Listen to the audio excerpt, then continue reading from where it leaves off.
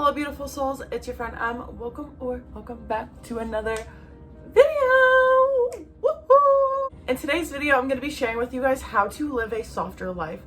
I know we've all heard this term like on Instagram, YouTube, Pinterest, literally it's everywhere. It's like a really hot topic right now. So before we even get into like how to live a softer life, we need to know what soft life is in your soft girl era. I've even said like on a couple posts, I'm in my soft girl era. So what is it exactly? So this term originates from the Nigerian influencer community, and it's essentially just like living a life of low stress and just feeling soft and basking in your feminine energy. And I really do love that a lot of women are going for this lifestyle of like low stress and just really living a little bit slower and really just like kind of romanticizing your life. I feel like the soft life and romanticizing your life kind of go like hand in hand. So, but nobody really ever talks about that. It comes from, you know, because a lot of Black women in the Nigerian communities and all of that, they have like a lot more harder lives than a lot of us, especially like white girls in America. They have a lot more, oh my God, my cat is acting insane. They have a lot more they have to deal with, like in all reality, like, so, and I don't really hear anybody talking about like giving the flowers to like the community of which this originated from. So I just needed to do that before I even got into this video because I gotta pay my respects. Living a softer life is coming to the realization that you deserve soft love and not struggle love. And here's what I mean by that. Toxic relationships like the one I had with my children's father, struggle love, absolutely struggle love. I was getting cheated on. It was always high stress. I felt like I was walking on eggshells.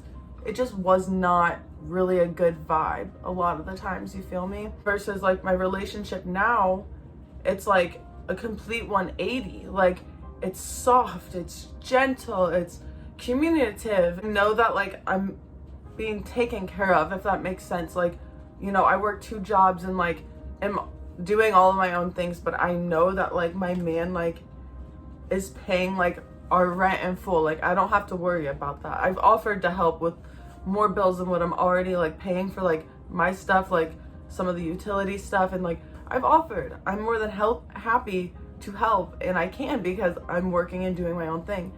And he looks at me all cute, little boops me on the nose, and he's like, how about you just take care of this bill and this bill? I got it. I'm like, sir, like I can help. I can pull my own weight. Like I've had my own place by myself while raising 2 kids. Like I can do it. But like it just felt so nice to be in my feminine energy and not have to worry about it. It was just it's beautiful. Like low stress, romanticizing your routines. It just feels so nice to be able to like connect within. Yeah, you deserve soft, gentle, like beautiful affirmations. This very gentle love. Like I feel like all women, we deserve to be loved gently and not to struggle for like to love and to be loved and to like, I think if you're like in struggle love, I almost think like you should just like leave the relationship. Like, and I'm, you know, who am I just to tell you to leave your relationship? But like you should not be struggling this hard in a relationship. Like every relationship has like their patches and their tiffs and their moments, but from someone who is in a very, very unhealthy, like abusive, essentially, relationship into one that's very beautiful and like open communication, that I've had to like learn how to like be safe because I was not used to relationships like that. So if you guys want a video about healthy relationships, let me know. I'd be more than willing to do that. But I spent too much time on number 1. Let's go to number 2. You need to be open. You need to be open to receive. If we're wanting to be like in our feminine energy, live a more soft life, you need to be able to receive. Like receiving gifts, compliments, and just kind gestures. Be open to it, and it's gonna help you be in flow with a softer life. And you know, you're allowed to be open to receive. And I understand like when you're hyper independent, I've been through that era of my life, like when I'm hyper independent and more in my masculine energy, and I'm like, I don't need a man, like I don't need anyone to pay for me, like I got it.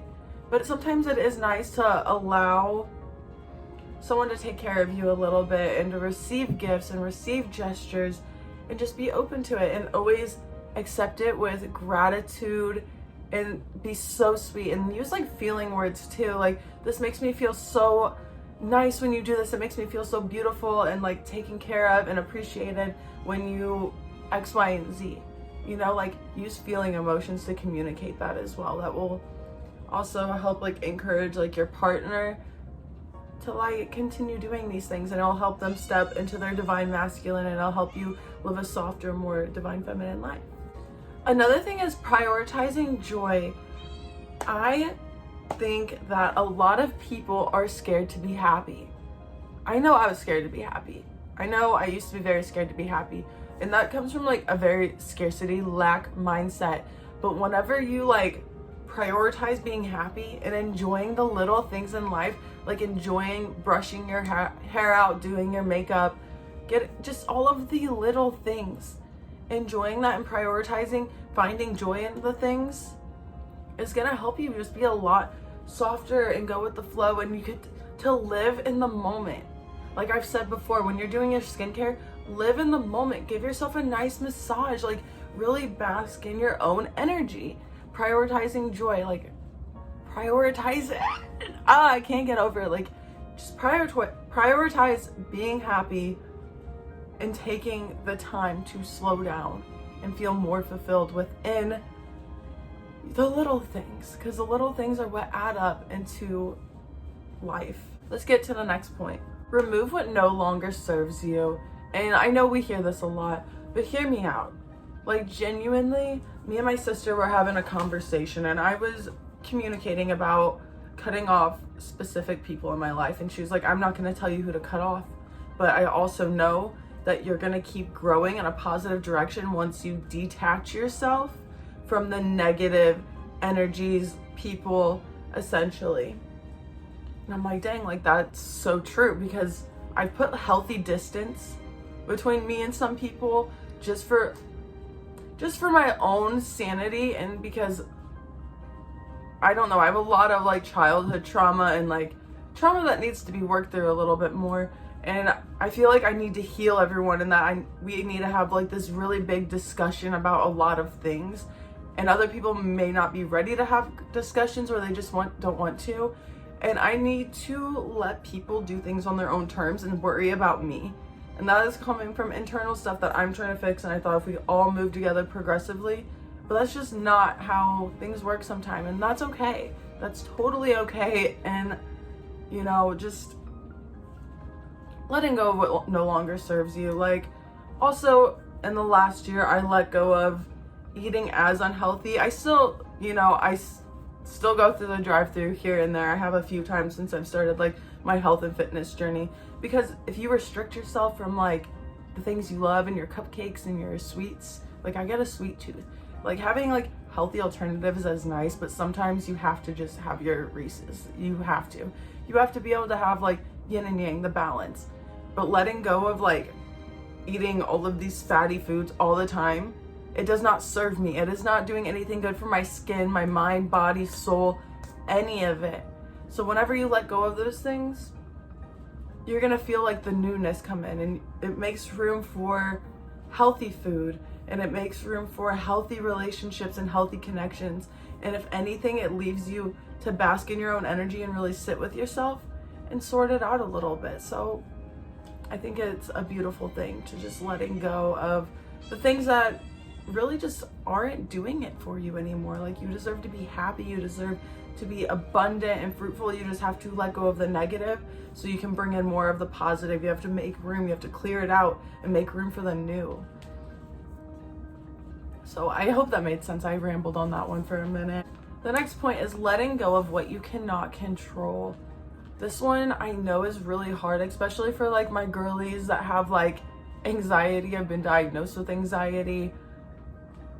It's so hard because me and my mom have had this conversation before. We don't like when plans switch up last minute because it induces anxiety. We're used to, this is the plan. That's why I'm like, okay, tell me the game plan for this day. Like if Mia and my man are in Kansas City and we have like, we're trying to see everybody while we're out there, meet up with all of our friends, do all the activities. When things don't go to plan, it gives me so much anxiety. We went to this concert and I was so excited for this concert, but things not going the way I needed them to and how I had it envisioned in my mind literally gave me so much anxiety that like I enjoyed the music and the concert, but like I was just anxious as hell the whole time and I couldn't get out of it. It was very hard and I tried to mind over matter. I tried so hard, but like I ended up not liking the way my makeup turned out. I was wearing an outfit that was like the jeans, I tried to wear like those flare jeans and like make it a vibe, but I shouldn't have, it just didn't work and it all just gave me anxiety. So letting go of like what you can't control and like harnessing what you can control and focusing on like, oh, I could have wore different pants. That would have made me a little bit more comfortable. You know what I mean? But like letting go of what you cannot control. Like you can't control, how I was telling you guys earlier that I try to address a lot of things with like some people, whatever. I sent a very, very long message explaining how I felt. And nobody, like I got messages separately because it was in a group chat. I sent this and like maybe I blasted people a little bit. And I learned from that. Me and my partner were talking yesterday. I was like, I'm just letting it go. Like, I'm just having healthy space. I'm letting go because I cannot control how other people feel, how they perceive the situation. I cannot control the response. And if it's not what I want to hear, like, I have to be able to accept that regardless.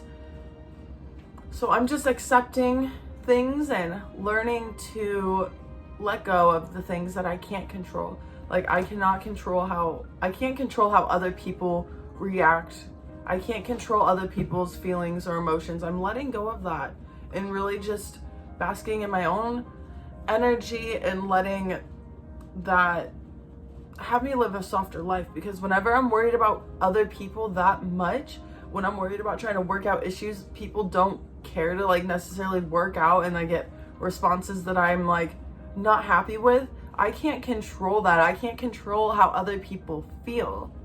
So I'm letting go of that. And if you have to put the healthy distance, you have to put healthy distance, and you can love people from afar just so you can center back in and collect yourself and really just move forward with as much grace as you can, learn from it. You see her, she's acting insane. Yeah, letting go of what you can't control will help you live a much softer life. It'll help you just really be more present and just sit with your own self. And there's nothing wrong with that.